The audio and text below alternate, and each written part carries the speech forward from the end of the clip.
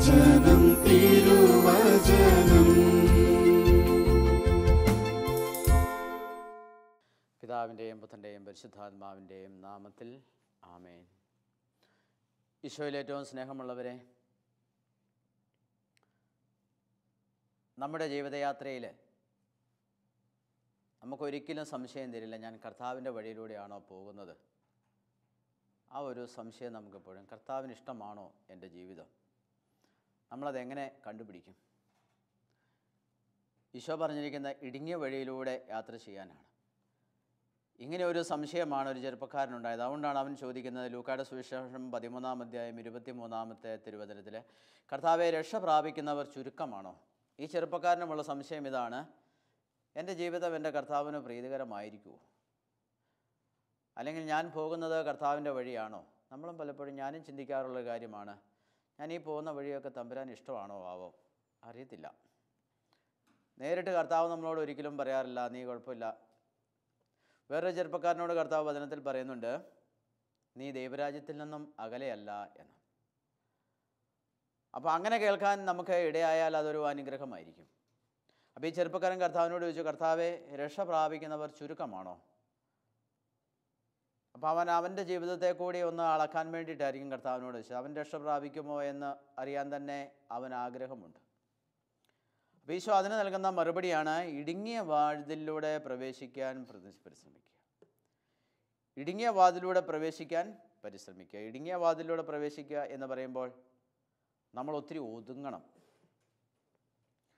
വാതിൽ ഇടുങ്ങിയതാണെങ്കിൽ അതിലൂടെ പ്രവേശിക്കാൻ നമുക്ക് മാനസികമായ ഒരു ഒരുക്കം ആവശ്യമാണ്, ശാരീരികമായ ഒരു തയ്യാറെടുപ്പും അതിനാവശ്യമാണ്.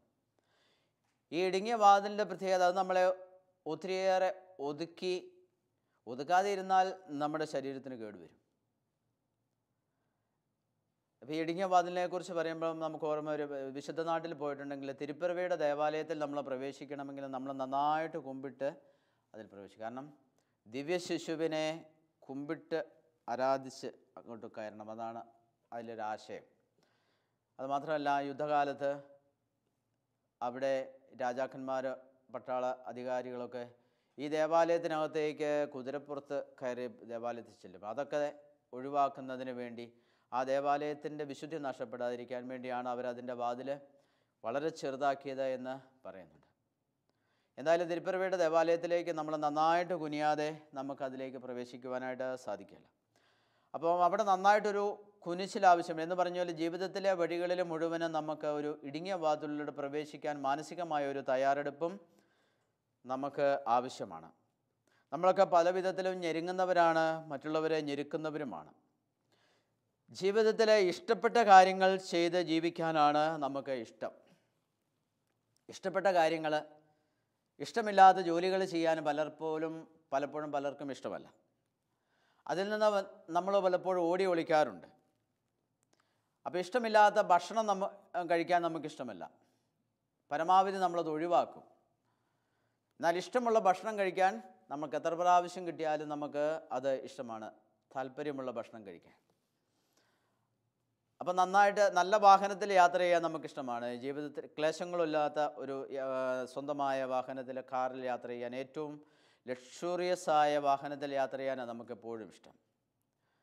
ചൂടുള്ള കാലാവസ്ഥയിൽ AC റൂമിലിരിക്കാനാണ് എല്ലാവർക്കും ഇഷ്ടം. AC-യിലിരുന്ന് ജോലി ചെയ്യാനാണ് എല്ലാവർക്കും ഇഷ്ടം. പൊള്ളുന്ന വെയിലുള്ള കാലാവസ്ഥയിൽ വെയിൽ കൊണ്ട് ജോലി ചെയ്യാൻ ആർക്കും ഇഷ്ടമല്ല. അപ്പം അങ്ങനെ ജീവിതത്തിൻ്റെ പരിവരുത്ത അവസ്ഥയിലൂടെ പോകുന്നത് പരമാവധി എല്ലാവരും ഒഴിവാക്കും. അതുകൊണ്ടാണ് നല്ല ജോലി, നല്ല വിദ്യാഭ്യാസം നേടി, നല്ല ജോലി, നല്ല ശമ്പളം, അതൊക്കെയാണ് നമ്മുടെ മക്കളെക്കുറിച്ച് നമ്മൾ പ്രതീക്ഷിക്കുന്നത്. കാരണം എൻ്റെ മക്കൾ വെയിൽ കൊള്ളാൻ പാടില്ല, കഷ്ടപ്പെട്ട് ജോലി ചെയ്യാൻ പാടില്ല, അവർ സുഖമായി ജീവിക്കണം. നമ്മുടെ എല്ലാം താല്പര്യം ഇതാണ്, സുഖമായിട്ട് നമ്മൾ ജീവിക്കണം. പല മാതാപിതാക്കളും ചിന്തിക്കുന്നതാണ്, ഞാൻ ഒത്തിരി കഷ്ടപ്പെട്ട് ചെറുപ്പത്തിൽ, എൻ്റെ മക്കൾ അതുപോലെ കഷ്ടപ്പെടരുത്, അവരെ ഇടുങ്ങിയ വഴിയിലൂടെ യാത്ര ചെയ്യരുത്, അവർ വിശാലമായ വഴിയിലൂടെ യാത്ര ചെയ്യണം. ഏറ്റവും തിന്മയായ ഒരു ചിന്തയാണ് മാതാപിതാക്കളുടേത്, എൻ്റെ മക്കൾ കഷ്ടപ്പെടരുത് എന്നുള്ളത്. അപ്പോൾ ആ തരത്തിൽ അവരെ വളർത്തുമ്പോഴാണ് അത് ദൈവഹിതത്തിന് എതിരായി പോകുന്നത്. അപ്പം ജീവിതത്തിലെ യാഥാർത്ഥ്യങ്ങളെ കണ്ടുകൊണ്ടും ഇടുങ്ങിയ വഴിയിലൂടെ യാത്ര ചെയ്യാനും മക്കളെ പഠിപ്പിക്കുക. നമ്മളും അങ്ങനെ യാത്ര ചെയ്യുക. കാരണം കർത്താവ് നമുക്ക് തന്നിരിക്കുന്ന വഴി അതാണ്. കർത്താവ് നമ്മളെ പഠിപ്പിച്ചിരിക്കുന്നതും അതാണ്. അപ്പം കർത്താവ് പറയുന്നു, ഇടുങ്ങിയ വാതിലൂടെ അനേകം പേർ പ്രവേശിക്കാനായിട്ട് പരിശ്രമിക്കും. അനേകം പേർ പ്രവേശിക്കാനായിട്ട് പരിശ്രമിക്കും, പക്ഷേ അവർ വിജയിക്കുകയില്ല. കാരണം എന്താണ്? ആഗ്രഹിക്കുന്നതിൻ്റെ കാരണം ഇടുങ്ങിയ വഴിയിലൂടെ യാത്ര ചെയ്ത് വിജയിച്ചവരെ ചരിത്രത്തിൽ നമ്മൾ കാണുന്നുണ്ട്. ഇടുങ്ങിയ വഴിയിലൂടെ യാത്ര ചെയ്ത് വിജയിച്ച് വിശുദ്ധിയുടെ പദവിയിൽ എത്തിച്ചേർന്നവരെ അത് കാണുമ്പോൾ നമുക്ക് ഒരു താല്പര്യം തോന്നും. കൊള്ളാമല്ലോ ഈ വഴിയെ അങ്ങ് യാത്ര ചെയ്യാം, വിശുദ്ധിയുടെ വഴിയിലെ യാത്ര ചെയ്യാം എന്ന് പറയും. അപ്പം ജീവിതത്തിൽ അങ്ങനെ വിജയിക്കാൻ നമുക്ക് ഇഷ്ടമാണ്. അപ്പോൾ ഇടുങ്ങിയ വഴിയിലൂടെ യാത്ര ചെയ്ത് ചരിത്രത്തിൽ വിജയിച്ചവരെ നമ്മൾ കാണുന്നു. വിശുദ്ധ ജോൺ പോൾ രണ്ടാമൻ മാർപ്പാപ്പ അതിൻ്റെ ഏറ്റവും നല്ലൊരു ഉദാഹരണമാണ്. അദ്ദേഹത്തിൻ്റെ ജീവിതകാലത്ത് ചെറുപ്പത്തിൽ പോളണ്ട് വളരെ യുദ്ധത്തിൻ്റെ ഭീകരതയിലൂടെ കടന്നുപോയ സമയമായിരുന്നു. യുദ്ധത്തിൻ്റെ ഭീകരത ഒരു വശത്ത്, അതുമാത്രമല്ല അദ്ദേഹത്തിൻ്റെ ജീവിതത്തിൽ വ്യക്തിപരമായ ഒരുപാട് സഹനങ്ങൾ ദൈവം അനുവദിച്ചു. അപ്പനും അമ്മയും സഹോദരങ്ങളും നഷ്ടപ്പെട്ടതിൻ്റെ വേദന, തനിച്ചായതിൻ്റെ ദുഃഖം, ഇതെല്ലാം അദ്ദേഹം സഹിച്ചതാണ്.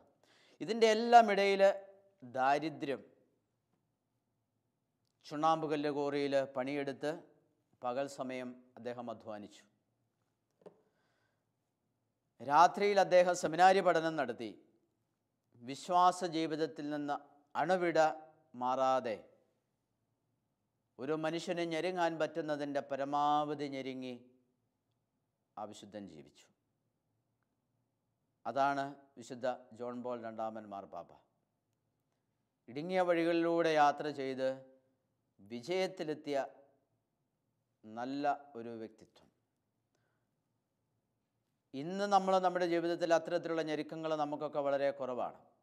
പക്ഷേ നമുക്ക് ഇടുങ്ങിയ വഴിയിലൂടെ യാത്ര ചെയ്യാൻ താല്പര്യമുണ്ടെങ്കിൽ നമ്മുടെ ജീവിതത്തിൻ്റെ ചുറ്റുപാടുകൾ വളരെ വിശാലമാണ്.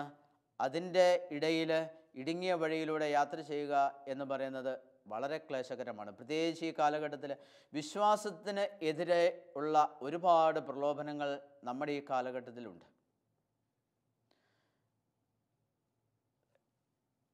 പഴയ കാലങ്ങളിൽ വിശുദ്ധരുണ്ടായത് രക്തസാക്ഷിത്വം വരിച്ചിട്ടാണ്.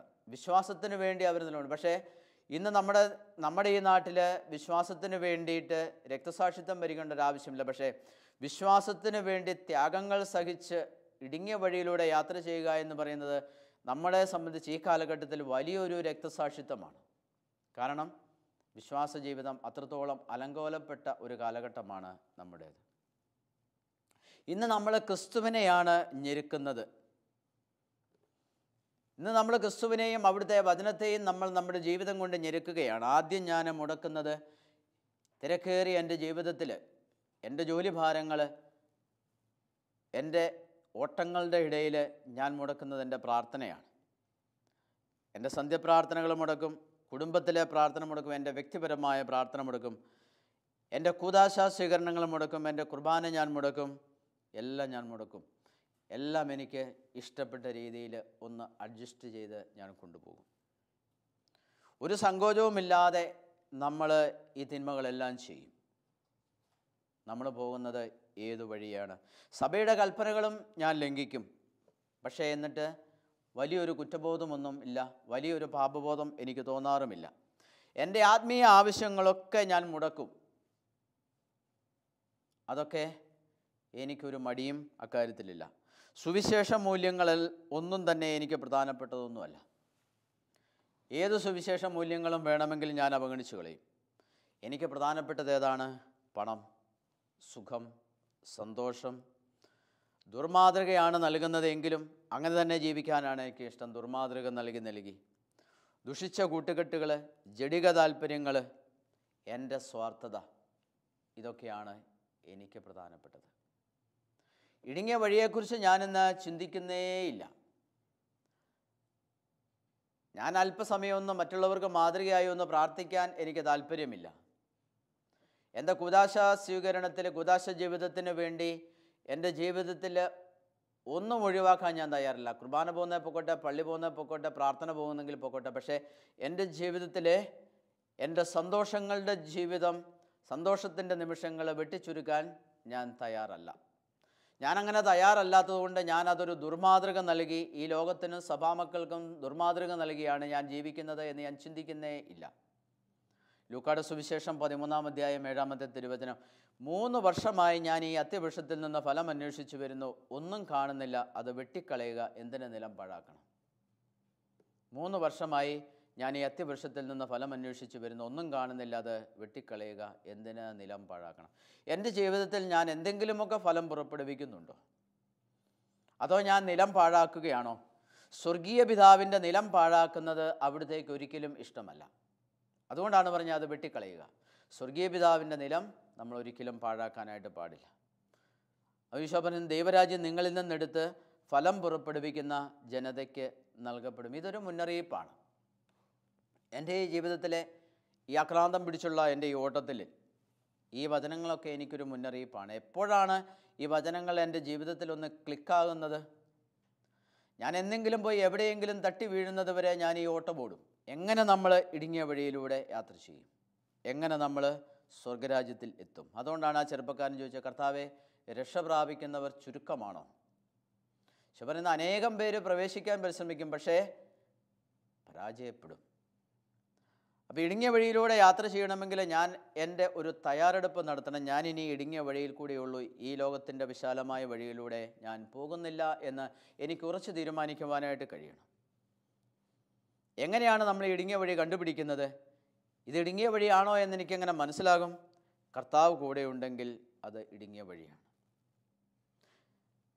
എൻ്റെ കർത്താവ് എൻ്റെ കൂടെ ഉണ്ടെങ്കിൽ അത് ഇടുങ്ങിയ വഴിയാണ്. അതിലേ എനിക്ക് പോകാൻ പറ്റുള്ളൂ, മറ്റു വഴിയെ എനിക്ക് പോകാനായിട്ട് സാധിക്കില്ല. എൻ്റെ ഈശോ എൻ്റെ കൂടെ ഉണ്ട് എങ്കിൽ.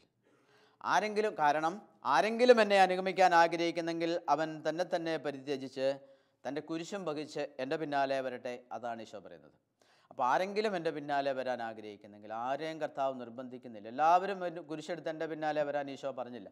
ആരെങ്കിലും എന്നെ അനുഗമിക്കാൻ ആഗ്രഹിക്കുന്നെങ്കിൽ അവൻ തന്നെ പരിത്യജിച്ച് തൻ്റെ കുരിശുമെടുത്ത് എൻ്റെ പിന്നാലെ വരട്ടെ. അതാണ് കർത്താവ് നമുക്ക് നൽകിയിട്ടുള്ള വെല്ലുവിളി. എങ്ങനെ നമ്മളിത് മനസ്സിലാക്കും? ഉദാഹരണം പറഞ്ഞാൽ, പ്രായമായ മാതാപിതാക്കൾ എൻ്റെ വീട്ടിലുണ്ട് എന്ന് കരുതുക. പ്രായമായ മാതാപിതാക്കൾ, അപ്പനും അമ്മയും, അവരെ ശുശ്രൂഷിക്കേണ്ടത് എൻ്റെ ഉത്തരവാദിത്തമാണ്. അവരുടെ കൂടെ നിന്ന് അവരെ ശുശ്രൂഷിച്ച്, കാരണം എന്നെ വളർത്തി ഇത്രയും വലുതാക്കിയ എൻ്റെ അപ്പനെയും അമ്മയും ശുശ്രൂഷിച്ച് മരിക്കുന്നത് വരെ അവരുടെ കൂടെയായിരുന്ന് സന്തോഷത്തോടെ അവരെ കർത്താവിൻ്റെ ഭവനത്തിലേക്ക് ഞാൻ യാത്രയാക്കേണ്ട ഉത്തരവാദിത്വം എനിക്കുണ്ട്. ആ ദൗത്യം എന്നെ ദൈവം ഏൽപ്പിച്ചതാണ്. അപ്പം എനിക്ക് ആ ദൗത്യം നിർവഹിച്ചുകൊണ്ട് എനിക്ക് ജീവിക്കാം. ഞാൻ ആ ദൗത്യം നിർവഹിക്കുമ്പോൾ എൻ്റെ ജീവിതത്തിൽ എനിക്ക് ചില പ്രയാസങ്ങളുണ്ട്. എനിക്കിങ്ങനെയും ചെയ്യാം. എനിക്ക് പ്രായമായവരെ നോക്കാൻ എനിക്ക് നേരമില്ല, എനിക്ക് ജോലിയുണ്ട്, എനിക്ക് തിരക്കുണ്ട്, അവരുടെ കൂടെ ഇരിക്കാനുള്ള സമയമൊന്നും എനിക്കില്ല. അതുകൊണ്ട് അവർക്കൊരു കുറവും വരാത്ത വിധത്തിൽ ഞാൻ ആരെയെങ്കിലും ആ ഉത്തരവാദിത്വം ഏൽപ്പിച്ചു. ഉദാഹരണത്തിന് ഹോം നേഴ്സിനെ ഞാൻ ഏൽപ്പിച്ചു, എനിക്ക് രക്ഷപ്പെടാം. ഞാൻ അങ്ങനെ രക്ഷപ്പെടുമ്പോൾ അവരെ ശുശ്രൂഷിക്കുന്നതിൻ്റെ വിഷമം, ഈ പ്രായത്തിൽ അവരെ സ്നേഹിക്കുന്നതിൻ്റെ വിഷമം, ഒരല്പം സ്നേഹം കൊടുക്കാതെ, അതിനൊന്നും എനിക്ക് താല്പര്യമില്ല, സമയമില്ല. ഞാൻ കൂലിക്കതിനെ ആളെയാക്കി ഞാൻ രക്ഷപ്പെടുന്നു. ഇതൊരു വിശാലമായ വഴിയാണ്. ഈ ഉത്തരവാദിത്വം ഞാൻ അപ്പോൾ ഇടുങ്ങിയ വഴി എന്ന് പറയുമ്പോൾ അവരെ ശുശ്രൂഷിക്കാനുള്ള എൻ്റെ എല്ലാ ഉത്തരവാദിത്വങ്ങളും ഞാൻ ഏറ്റെടുക്കുന്നു. അവരുടെ ശുശ്രൂഷയിൽ എനിക്കുള്ള എല്ലാ സഹനങ്ങളും കഷ്ടപ്പാടുകളും ഞാൻ ഏറ്റെടുക്കുന്നു. കാരണം എനിക്ക് എൻ്റെ സമയം ഞാൻ അവർക്ക് വേണ്ടി ചെലവഴിക്കണം. എൻ്റെ വളരെ വ്യക്തിപരമായ കാര്യങ്ങളിൽ ഞാൻ പലപ്പോഴും നിയന്ത്രണം വരുത്തണം. ഒത്തിരി നഷ്ടങ്ങൾ ഞാൻ സഹിക്കണം. കാരണം എനിക്ക് ലോകത്തിൻ്റെ പല ഭാഗങ്ങളിലൂടെയും പോയി മറ്റ് ജോലികളൊക്കെ ചെയ്ത് എനിക്ക് കുറേ പണം സമ്പാദിക്കാമായിരുന്നു.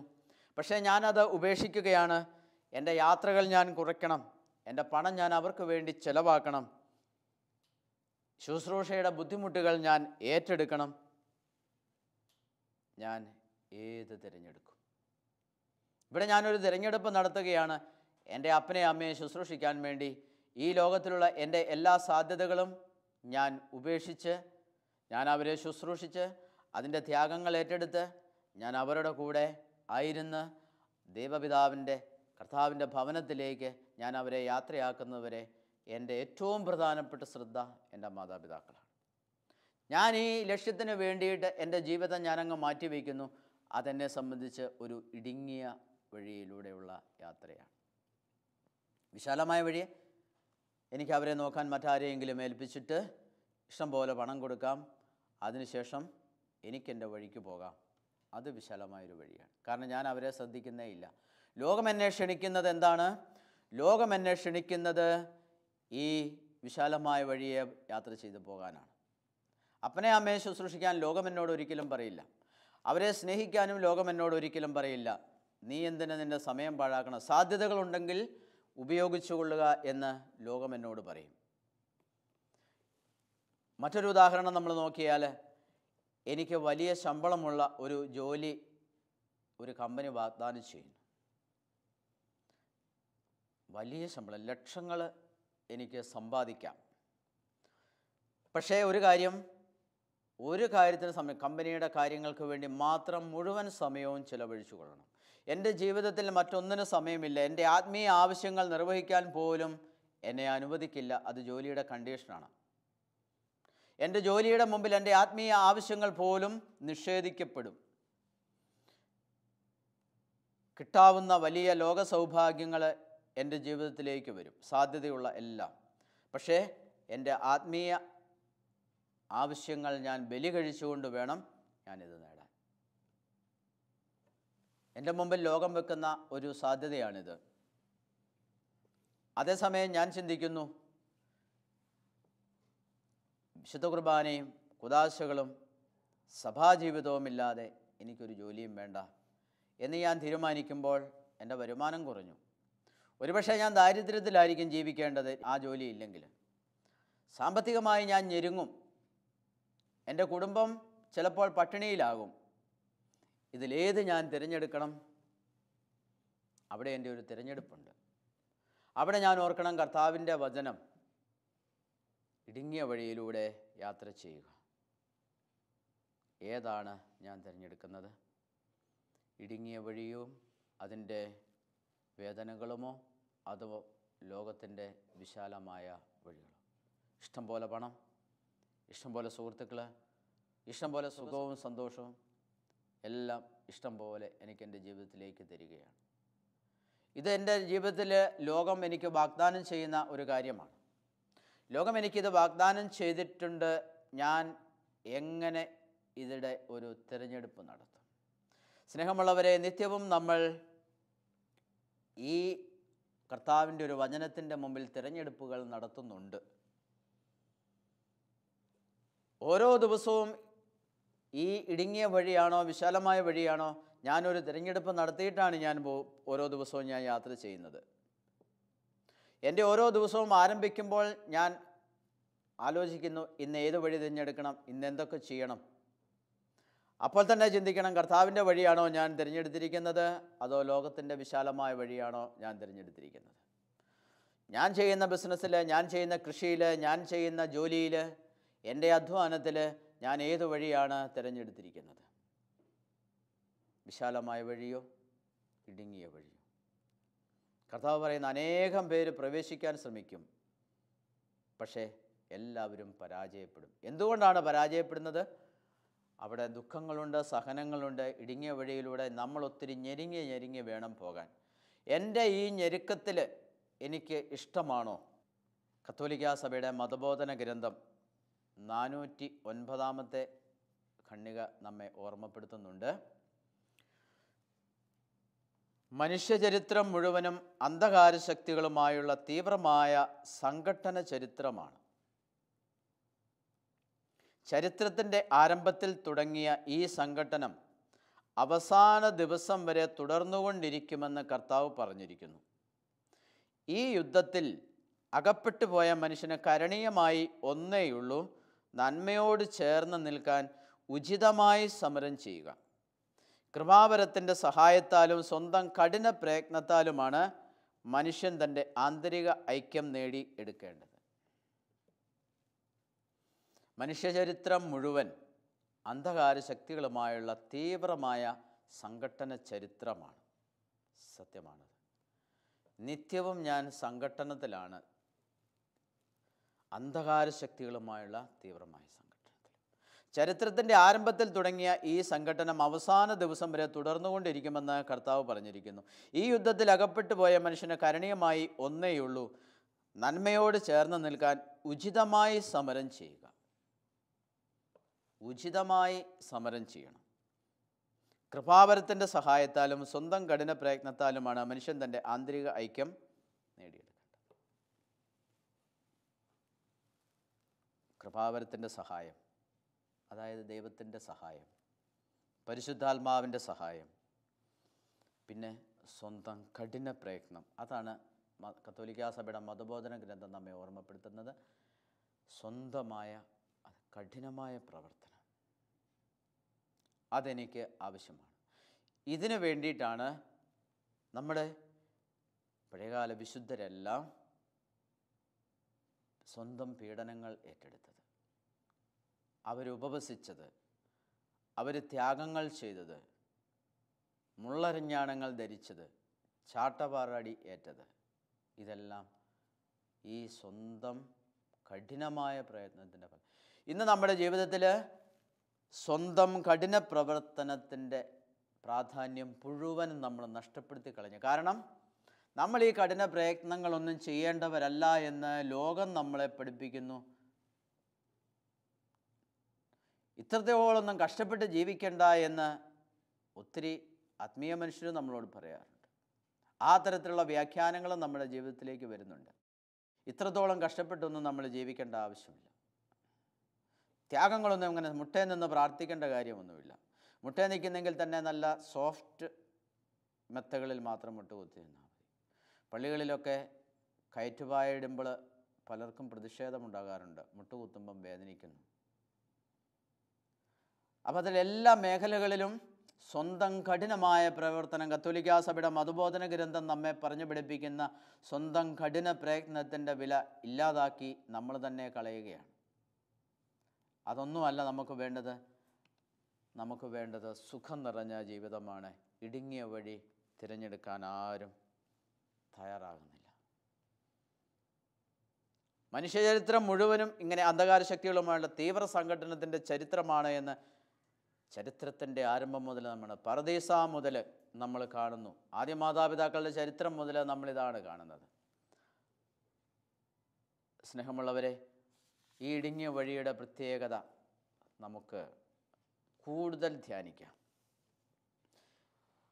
അതിനെ നമുക്കൊന്ന് ഇഷ്ടപ്പെടണം. വിശുദ്ധ ഫ്രാൻസിസ് അസീസി, രണ്ടാം ക്രിസ്തു എന്നറിയപ്പെടുന്ന വിശുദ്ധൻ, അദ്ദേഹം കഠിനമായ തപസ്സിൻ്റെ ജീവിതം ആരംഭിച്ചപ്പോൾ അദ്ദേഹത്തിൻ്റെ പിന്നാലെ പോകാൻ ഒത്തിരിയേറെ ശിഷ്യന്മാരുണ്ടായിരുന്നു. ഏത് താപസൻ്റെയും പിന്നാലെ ശിഷ്യന്മാരുണ്ട്. കാരണം ആ താപസ ജീവിതത്തിലും ആകർഷിക്കപ്പെടുന്ന കുറേ മനുഷ്യരുണ്ട്. അത് ദൈവപിതാവിൻ്റെ ആകർഷണ വലയത്തിനുള്ളിൽ ജീവിക്കുന്നവരാണ്. അങ്ങനെയാണ് സന്യാസങ്ങളൊക്കെ വളർന്നു വന്നത്. അപ്പോൾ ഇടുങ്ങിയ വാതിലൂടെ പ്രവേശിക്കാൻ പലരും പരിശ്രമിക്കുന്നു, എന്നാൽ പരാജയപ്പെടുന്നു. അവർക്ക് സാധിക്കുകയില്ല. വാതിലടച്ചു കഴിഞ്ഞാൽ പിന്നെ നമ്മൾ പുറത്തുനിന്ന് നിലവിളിച്ചിട്ടും കാര്യമില്ല. പോരാടാനുള്ള ശക്തി തിന്മയോട്, ലോകസുഖങ്ങളോട്, അന്ധകാര ശക്തികളോട്. അവർ പറയുന്നുണ്ട്, നിൻ്റെ സാന്നിധ്യത്തിൽ ഞങ്ങൾ ഭക്ഷിക്കുകയും പാനം ചെയ്യുകയും ഒക്കെ ചെയ്തിട്ടുണ്ട്. ഞങ്ങളുടെ തെരുവുകളിൽ നീ പഠിപ്പിച്ചിട്ടുണ്ട്. നമ്മൾ ഒരുമിച്ച് ഒരുപാട് യാത്രകൾ ചെയ്തിട്ടുണ്ട്. നമ്മൾ ഒരുമിച്ച് ഒരുപാട് കാര്യങ്ങൾ ചെയ്തിട്ടുണ്ട്. പക്ഷേ കർത്താവ് പറയുന്ന അവരോട്, അനീതി പ്രവർത്തിക്കുന്ന നിങ്ങൾ എന്നിൽ നിന്നും അകന്നു പോവുക. അപ്പനെയും അമ്മയും ശുശ്രൂഷിക്കാതിരുന്നവൻ, ലോകത്തിൻ്റെ സുഖങ്ങളും അതിൻ്റെ ജോലിയും ഇഷ്ടംപോലെ സമ്പാദ്യങ്ങളും തേടിപ്പോയവൻ, അവൻ ചെയ്യുന്നത് അനീതിയാണ് എന്ന വചനം പറയുന്നു. അപ്പോൾ അനീതി പ്രവർത്തിച്ചതിനാലാണ് കർത്താവ് അവരെ തിരിഞ്ഞു നോക്കാത്തത്. അനീതി പ്രവർത്തിച്ച അവരോട് കർത്താവിന് ഒരു വിട്ടുവീഴ്ചയും ഇല്ല. നിങ്ങൾ പുറത്തെ അന്ധകാരത്തിലേക്ക് വലിച്ചെറിയപ്പെടും. അവിടെ വിലാപവും പല്ലുകടിയുമായിരിക്കും. അതൊക്കെ അവിടെ നടന്നോട്ടെ, കർത്താവ് വാതിൽ തുറക്കുന്ന പ്രശ്നമില്ല. ആ അന്ധകാരത്തിൽ വിലാപവും പല്ലുകടിയും എല്ലാം ഉണ്ടാവും. പക്ഷേ വാതിൽ തുറന്ന് എന്നാൽ അനുരഞ്ജനപ്പെടാമെന്ന് കർത്താവ് അവിടെ പറയുന്നൊരു പ്രശ്നവും അവിടെയില്ല. അവർ അവിടെ കിടന്ന് പല്ലുകടിക്കും, പല്ലിറുമും, അന്ധകാരം, ഇതെല്ലാം പിറുപിറുപ്പും എല്ലാം അവിടെ നടന്നുകൊണ്ടിരിക്കും. അത് പിശാചിൻ്റെ ലോകമാണ്. അപ്പോൾ ഇടുങ്ങിയ വഴിയിലൂടെ യാത്ര ചെയ്യുവാൻ നമുക്ക് പരിശ്രമിക്കാം. നമുക്കതിനായിട്ട് ആഗ്രഹിക്കാം. നമുക്കൊരു നിമിഷം പ്രാർത്ഥിക്കാം. സ്നേഹമുള്ള തമ്പുരാനെ, ഇടുങ്ങിയ വഴിയെക്കുറിച്ച് വളരെ മനോഹരമായി അങ്ങ് ഞങ്ങളെ പഠിപ്പിച്ചിട്ടുണ്ട്. അങ്ങയുടെ വചന ശിരസാവഹിച്ചുകൊണ്ട് ഈ ഇടുങ്ങിയ വഴിയെ കൂടുതൽ ഇഷ്ടപ്പെടാനും ഇടുങ്ങിയ വഴിയിലൂടെ യാത്ര ചെയ്യുന്നതിൽ സന്തോഷം അനുഭവിക്കുവാനും ഇടുങ്ങിയ വഴി തിരഞ്ഞെടുക്കുവാനുള്ള നല്ല മനസ്സും ഞങ്ങൾക്ക് നൽകി ഞങ്ങളെ അനുഗ്രഹിക്കണമേ. പോലും അനേകം പേർ പ്രവേശിക്കാൻ പരിശ്രമിക്കുമെന്ന്, എന്നാൽ പരാജയപ്പെടുമെന്നും അത് ഒരിക്കൽ പോലും പരാജയപ്പെട്ട് തിരിച്ചു മടങ്ങാൻ കർത്താവെ അങ്ങ് ഞങ്ങളെ അനുവദിക്കരുതേ. പരിശുദ്ധ അമ്മേ, ഈ ജീവിതയാത്രയിൽ അമ്മ ഞങ്ങളോടൊപ്പം എപ്പോഴും ഉണ്ടായിരിക്കണമേ. നിത്യം പിതാവും പുത്രനും പരിശുദ്ധാത്മാവുമായ സർവേശ്വര എന്നേക്കും. ആമേൻ.